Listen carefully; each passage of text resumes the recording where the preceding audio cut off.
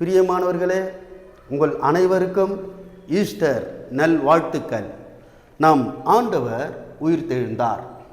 மத்தேயு எழுதின சுவிசேஷம் 28ஆம் அதிகாரம் 6ஆம் வசனம் சொல்லுகிறது, அவர் இங்கே இல்லை, தம் சொன்னபடியே உயிர்த்தெழுந்தார், கர்த்தர் வைத்த இடத்தை வந்து பாருங்கள். ஆண்டவர் நம்மளோடு உயிரோடு எழுந்த தேவனை நம் தொழுது கொள்ளும் நிமித்தம் நம்ம துக்கப்பட தேவையில்லை, நம் கவலைப்பட தேவையில்லை. ஏன் என்று சொன்னால், ஆண்டவர் மரித்தார், 3வது நாள் உயிரோடு எழுந்தார். ஹல்லேலூயா. நல்ல ஆண்டவரை துதிக்கிறோம், சோதரிக்கிறோம். இந்த உயிர்த்தெழுந்த நாளை நாங்கள் அனைவரும் சந்தோஷமாய் கொண்டாடுகிறோம்.